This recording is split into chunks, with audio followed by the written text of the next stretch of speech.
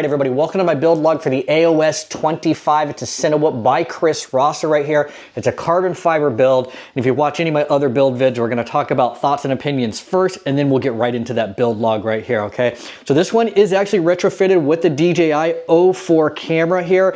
So you're gonna notice that the gummies here on the outside, I had to like fab these and change it so that you can actually fit it, because these frames are not designed to handle the O4 Pro, but they are designed to handle the O4 Lite. So I also built, okay, the AOS 30 right here, which looks exactly the same, just a little bit bigger, obviously 2.5 inch versus 3 inch. So if you want to see this build log, this will be coming in the coming days. Both of these were similar in nature. This one is pretty much brand new with the O4 air unit and a SpeedyBee controller, whereas this one I just repurposed the guts from a different 3-inch Cinewhoop, okay? This one is definitely going to be needing a naked GoPro in order to record video, where this one has it built in, which is why I wanted to go with the O4, okay? So total cost for this thing was right around $425. Probably if I had to buy a couple extra things, you should probably expect to spend $450 out the door with a receiver, an SD card, and all the other bits and pieces. You could probably save 50 bucks if you put an O3 air unit, and you could save another $50 on top of that if you use a slightly older HD transmitter like the Caddx Vista, etc., because those are right around $125. But overall, I think this thing looks really tight right here. Right, I just went with this light blue TPU because I have that, so I gave it this theme right here. It almost glows by itself. Now this thing is weighing in right around 188 grams by itself, just as is what you see right here. And then if I put a battery on there, well, TBD, if you're trying to get this under the 250 gram mark, it's gonna have to be a very light battery. But this is a 6S build as well, so 6S batteries are a little bit bigger, they weigh a little bit more, so maybe if you're doing like a 4S build, that would give you a little more wiggle room when it comes to total weight or overhead that you have, because the 4S batteries are gonna be a little bit cheaper here. But aside from that, I feel like the image quality coming out of the O4 air unit is looking fantastic. Plus you can record in 4:3 at 4K, which is great. So if you're trying to like maximize the sensor size, so you can do vertical cropping and all of that stuff, that's great. It also has D-Log, which I did use in the video there. So if you're shooting in D-Log, aside from that, yeah, this was a fairly straightforward build. And I recommend the SpeedyBee all-in-one. The controller's like $60-ish right there. It's got Bluetooth connectivity. It's got extra UART. So if you want to put a GPS or whatever extra, you got some extra UARTs there too. So bye-bye to the iFlight Beast AIOs or whatever those words are, the Blitzes that used to be around for over $100. SpeedyBee is killing the game right here. So aside from that, I feel like everything else was pretty simple and straightforward. One of the things that I always forget when I make Cinewhoops like this is that there is no cage on the inside to house the internals, which kind of locks everything in and protects it from the props. So it's something to keep in mind. So you will have to use a good chunk of zip ties to lock everything out of the way. But because it's a black frame, you know, they all blend in. If you wanted to upgrade, you could actually get colored carbon fiber for an extra fee. You just have to reach out to them and they could do that. But if you get this as is, I feel like this frame right here is right around the $60 to $65 mark. So really nice. Let me know if you have any questions or comments down below. But so far, been flying this with just a little bit of up tilt. This thing was cruising, zipping along, but I'm actually gonna be using this probably for like indoor flights. I'm trying to build up my business and do more like real estate and fly-throughs and all the stuff that's like really fun. So this is gonna be my #1. If you haven't seen my Itsy Spider, which is the 2-inch Cinewhoop that I recently built, that's got an O3 air unit. That thing is quick, it's fun, and I've been using that for real estate too, and it's just, the smaller it gets, but with a good camera on it, it just makes it so much easier to fly through those tight spaces, as in hallways and doorways, than this little bit right here. But I'm gonna be testing this out for real estate here pretty soon this weekend, or maybe the next, depending on weather. So I'll have some more footage to post up with this right here. Enjoy the video. What's up, everybody? Today we're building the AOS Cine25 V5. This is a 2.5-inch Cinewhoop by AOS Designs and Chris Rosser.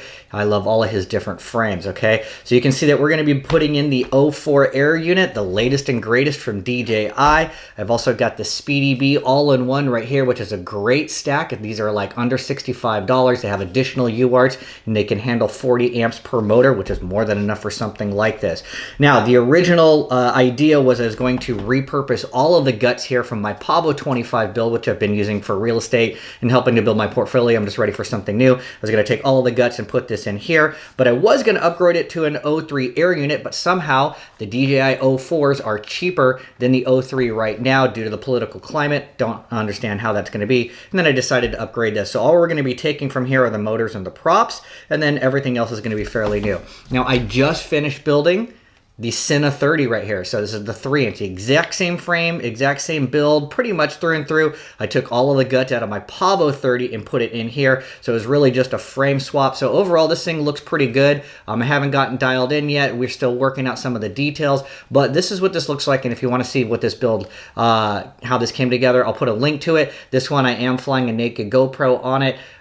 So in this one, I just want to fly only the O4 air unit and keep it as light as possible, ideally under 250, while still having a good recording platform. So let's get right into it. So the first thing I'm going to do is strip this down so I can get the motors out of it, and then we'll get to assembling this and putting all the pieces together. Before we do that, let's weigh this first just so we know what the difference is before and after. So this is coming in and right at 173 grams, and that is without the naked GoPro, which I would have had to use if I wanted to get usable footage, especially for building a portfolio. So we're going to see that there's a trade-off because now I'm using the O4 only instead of having that. So 173 grams. So we've got the Pavo 25 stripped down. That's the good news. Motors are removed, as you can see right here.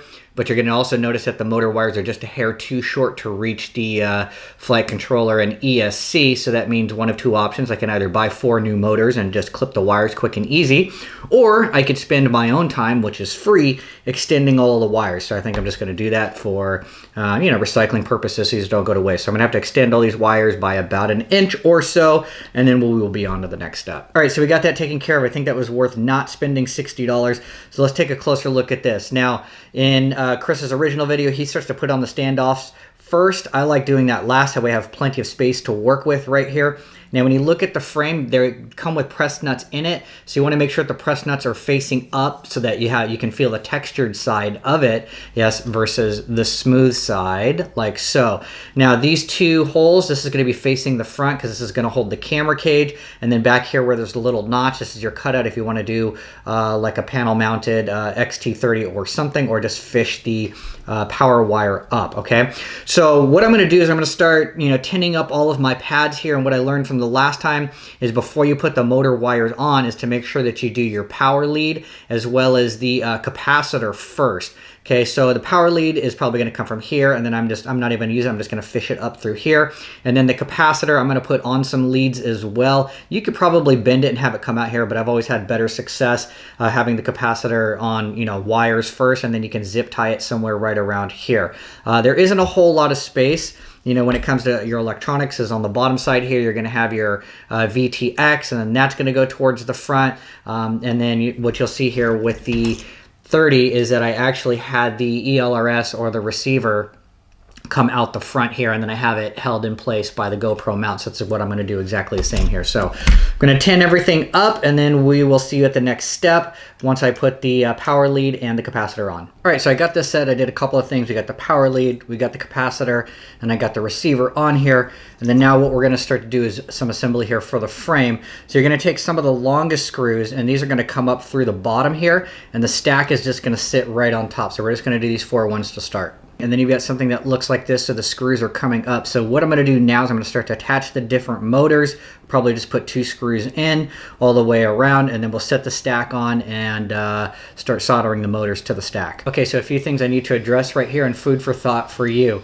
So if you use the included long screws that go through for the stack, for this particular stack are not long enough. They were for this one over here, which was a Beast AIO, but SpeedyBee includes some additional screws, which are just long enough, okay, and then you'll be able to put the little plastic nut on top for this stack that go through. So you're gonna have to use those. If you were to use the extra long ones that are meant to go through both the stack and a air unit, like if you're gonna double stack it, these ones would be way too long and you probably have to cut it. So the included screws with the SpeedyBee are long enough for this frame. The other thing I want to address is an issue I have with the length of the motor bolts. These are the ones that came with these motors right here. I feel like the frame or this plate is maybe a little bit thinner than normal or something, but it is way too close to the windings for comfort. So on this drone, what I had to do is I printed these little riser pads right here that you can see on top that eat up a little bit of the screw length, yeah, so that it doesn't get as close to the windings. So I'm in the process of printing a pair of those right now. They're gonna look just like these ones right here. I just printed these out for this one over here, so the color profiles match up and everything like that. So I'm printing some of these out. They're gonna be 2 millimeters to start. I will include this in the download links and everything included in the description. But basically, you might wanna have a set of these on hand that are gonna go on top as well to kill off a couple millimeters of screw length before it goes into the actual motor. It's way, way, way too close. There's no way I could use these bolts as is with this. So if you don't have a 3D printer, keep that in mind. All right, so I got the motor soldered on here. Don't judge me. I don't have the best soldering, but it's solid. So now what I'm going to do is just flip this over. I'm going to conformal coat the bottom, the top for good measure, and then we're on to the next step. So I think what we're going to do right now, since we've got everything hooked up, is just power this up quickly just to make sure everything's great while we have easy access to it. So if you don't have a smoke stopper, always a good one. I'm just using a little 2S battery that I use to power my goggles. And here we go. Nice and quiet. Do-do-do-do-do-do. Boop, boop. Okay, and the receiver or transmitter, yes, these are already paired up from the other drone, so that's always a good sign. So I think we're good to go. So now we can start putting all the bits and pieces in here. So we'll start by putting all of the standoffs in. There's going to be 5 on each side. 1, 2, 3, 4, 5, and then the camera cage is going to gap over here. And we're just going to use all of these screws that we have on this side right here for that. So now that we got this on, you get something that looks a little bit like this. So we're good to go over here. And if I didn't already mention it, of course, make sure you secure down the all-in-one board with the included plastic nuts, either the ones that come with the frame kit or from SpeedyBee themselves. All right, guys, we're ready to do the camera cage, but now we need to address some issues that I'm having with the DJI O4 Pro versus the Lite, because this is really not designed for it, even though Chris provides you with a bunch of TPU prints. It's really just the camera's larger, it's wider, it's a little bit more fickle to get into these smaller frames here, okay? So let me show you what happens initially. So you're gonna build the camera cage, you're gonna get this aluminum piece right here. It's symmetrical, it doesn't matter what side is up or down or in and out because it's the same right now, okay? That's good. Then you get these carbon fiber pieces here that are also included that are perfect for digital or an O3 air unit or a Vista, okay? They are countersunk, so you do wanna be careful which way you place it, so it will be facing up and then your screw will go down into the countersunk part, okay? And then once you get that, you'll have something that looks a little bit like this right here that's ready to go, okay? And then you can use the included gummies for an air unit or a Vista, and you would just take this and you would put it in here respectively, like so, okay? And it's gonna look like that. And then once you get ready to mount your camera, the gummies are gonna be on the outside and you're just gonna make this little sandwich, yes, with the camera on the inside. Now, if you want to use the O4, whether it's the Lite or not, he gives you a couple of these prints right here. So this is a TPU print, yes, and it has a little, these are the side holes that are going to mount on the camera. And then on the back side, there is a little cutout for one of these plastic screws. If you have a metal one, that's great, but these come with, you know, your flight controllers or your air units or your VTXs, so you put that in there, okay, so that you can tighten it down for up tilt. So you'll take that and you will screw that into the side right here. Okay, great. What happens is if you use the included gummy, okay, and you take this and you put it in here like so, and then you take this piece and then you would put, after it's attached to the camera, like here, right, it's gonna start getting really thick, okay, and then by the time all is said and done, it is way too wide for the frame. So I was trying to figure out how to cut the fat, and I'm sorry if this is going long-winded, but you're gonna thank me for this later. So my idea was to take this gummy, okay, one of two options. You could probably use this instead, and this would also work, instead of this piece right here, and just use these two, and call it a day. Okay, but if you have a 3D printer, what I did is I took the original design from Chris, and I inverted everything, okay? So you can see how it's a tiny hole here where the screw will go through, and then that will hold the pivot point of the camera for up tilt, okay? And then it's got this kind of flat bottom here. I flipped that all the way over, so now we have this here, but the hole's gonna be on the outside. So what you do is the carbon fiber is going to be facing inwards towards the camera. This is going to go on the outside. You can see the screws poking, and you'll place this in here like so. and you're going to press it through and it's going to fit and all of that great stuff, okay? And then now when you place this on the side of the camera, yes, just that much less material on the inside is going to allow the camera to fit, but also still be able to pivot with this system right here. Okay, so that was the solution, was finding a way to get rid of 1.5 to 2 millimeters of material, but still have the ability for this to pivot on the inside. Okay, so that file will be down in the description, and now we can put everything together. So step one would be to take the 2 aluminum camera cage pieces right here with these 2 carbon fiber pieces, use the short screws with the countersunk piece part facing up so that it nests right in there. Then you're going to take these 2 pieces for the DJI O4 Pro. Yes, you're going to use 2 small screws that come with the camera kit from AOS, and then you're going to press 1 screw on the backside in here, and then install those on the side here of the O4 air unit. And then this is what the camera will look like. And then the next thing we're going to do is now put this piece in from the outside through this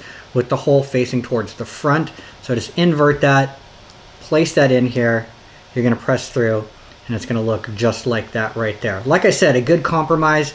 You could also use this, I'm pretty confident, will work, but you know, testing to be sure, is putting this on the inside instead, and then you could just screw a screw through, and then that would contact this part on here where it's going to pivot. But anyways, now you can take this piece, you're going to place it on top, you're going to see it's got a nice little snug fit, right? And then now you can just take one of these other screws, put that through, and you're good to go. Now we're ready to attach the camera to the frame here, and just keep in mind that the frame is upside down, right? Because it's going to be pusher style. So I'm going to assume that if you can read the DJI, that when you place it here on this, that should be upside down, because once we flip the quad back over for final assembly, it will be right side up. And now the camera is installed. That's what it looks like. It fits in there perfectly, and it's going to be really solid if you want to have a ton of up tilt or have it flat or not. Tons of adjustment. So next we're going to start putting on the prop guards. The side with 2 holes will be facing towards the front because that'll eventually attach to the camera cage when you put the bottom plate on. But before you start to put this on, if you're going to be using the little bumper guards, you want to put that on first. That way when you put the screw through for these 3 right here, you don't have to come back and do it at a later point in time. As well, if you're using any of the 3D prints like this one over here as for an antenna holder or anything, you'll want to slide those over the standoffs back here as well, so you don't have to come back and undo everything in order to do that. And as well, at least keep the power line somewhat fished through, so that way it's between these 2 standoffs, because that's probably where it's going to end up. So I made this little TPU, and this one is a custom made right here as well, so I'll include that in the instructions. So I'm just going to slide that over, and then I will put the prop guards on both sides. So that's a good start, and you really only want to do the first 3 right here on the outsides, because once you put the top plate on, you'll do these other 8 that are up here. So I think the next step is really just to start zip tying anything that might be loose, like motor wires if you have any additional slack like I do, and putting the capacitor somewhere around here, and then we'll move on to mounting this to the bottom plate along with the receiver here. All right, we are in the home stretch here, getting the bottom plate on. This definitely takes a little bit of finagling to get the air unit to get stuck right here, and then connecting it to the flight controller, and then attaching the antennas, and then getting it all to stay within the center, what do we call that, the fuselage, the main body. So most of this is pretty good. I did have to use these screws with some more of these plastic nuts kind of on the opposite side to kill off some of the length of the screw, because the new air unit has built-in threads that go in there. But aside from that, I think we're in pretty good shape. So I'm going to button this down, and then just work on doing beta flight and all the basic stuff like that. So the last thing we have to do is just the battery strap holder. So you'll get this piece right here. Once again, it has a countersunk holes in it along with matching screws, and then you're going to add some of the, I don't know if you can see it, the plastic nuts on the bottom side, and that's going to act as a riser, and you're just going to screw that right here into these 4 pieces. Yes, you can easily fish a battery strap underneath it, but I would just put it under to start, so it's a little bit easier just to get it in there. And pretty much everything else is pretty close to being done here. Right, I've got those little riser pads on the top here that kill off a little bit of screw length going into the motor. I printed this little piece right here, and this is going to hold the antenna in place once I do it. And all this basically is just a small section that I cut down from the GoPro holder here, since I'm not going to be needing a GoPro or a naked GoPro. So I just basically cut some of this off in Tinkercad, and then made a little holder there there in the front.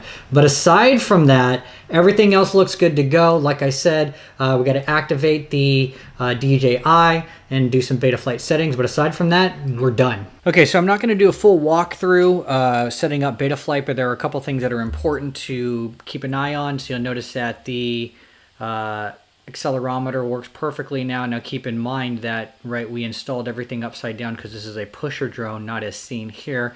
So you do need to flip it, and I'm going to show you that right now. Okay, so let's start by ports. We'll just work our way from the top. There's not going to be a whole lot, okay? So UART number 1, okay, this is how you connect to it via Bluetooth. So if for some reason or another you disable this or tick this in the app, in the SpeedyBee app, you will no longer be able to connect via Bluetooth to the SpeedyBee controller. So you'll have to manually connect back to it and then re-enable this in order to do that. Don't worry, it happens. Sometimes it's an accident. UART number 3, you need to engage or enable as MSP. This is where your DJI 03, 04, Caddx Vista is going to be connected. Okay, you need to turn this on, but more importantly, you need to come all the way over here to peripherals and make sure you enable VTX, MSP, and DisplayPort. If you don't do this, you will not get OSD displays such as cell voltage, etc. And I feel like once I finally ticked this as well, the quality of the video actually went up. So I think they're correlated. If you just trigger this right here, the video feed still looks like crap and you still don't get an OSD. So these two need to be enabled. And last but not least, if you're using an external receiver, ELRS, Crossfire, etc., that's going to be on UART 6. Now, if you wanted to do a GPS module for one reason or another, you could actually put this here on UART 5, I believe is what it is based on the thing. And then you would come over here, and if it's not this one, yeah, it'd just be GPS, and you would tick it there, and then you would hit click and reboot. Okay, aside from that, let me see configuration. Yeah, you're going to come over here, and this is what I did for mine. Okay, it's clockwise 180 flip, and then the yaw degrees was negative 135. Okay, out of the box, I believe it's like negative 45 or 90 if you're going to be mounting this onto a base plate for a regular drone that is not a quote-unquote pusher. But just keep that in mind. I was having some issues with this when I was trying to set this in the SpeedyBee app for some reason. It was not lining up to this no matter how I changed it. But when I plugged directly into the SpeedyBee itself, it worked instantaneously and was responsive as I was changing these right here. So food for thought. Aside from that, I always change the arming angle to 180 degrees. That way I can flip it if it's on a crash. I typically turn off air mode. Air mode is great when you're doing like freestyle and stuff, so it holds it. But if you're trying to fly indoors and you know, you hit a wall or something, and, you know, it just like freaks out, yeah, turning off air mode is a great way to prevent that from happening. I don't even put it on a switch. I always just leave air mode off for my Cinewhoops. If I had GPS, I would enable this right here. OSD, yes, all of this stuff I don't really mess around with over here. Power and battery. 4.35 if you happen to be using high voltage batteries. Okay, the high voltage lipos, you want to change it to 4.35. Fail safe if you were using GPS, not really important. Presets, you can find your presets here. Chris Rosser already has some of them, and on that note, it'll bring you over here to these, and it'll give you the PID profiles will already be programmed, and then the first rate profile that's going to be coming with it is actually going to be the super soft buttery one, where it's center sensitivity at 40, and then max rate is 40. So the roll rate is very, very low. Right now I am tinkering with the throttle mid.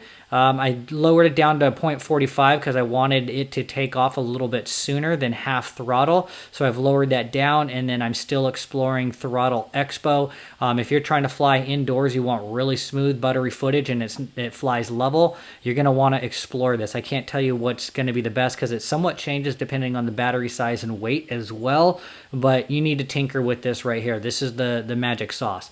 Then I also create a rate profile that's going to be a little more fun. So I've been playing around with this. So the center sensitivity I bumped up to 70, and the max rate is 670 rotations per second. Right now that's good. I might get something a little more aggressive if I want a little more Cinewhoop freestyle, but for now that's going to work.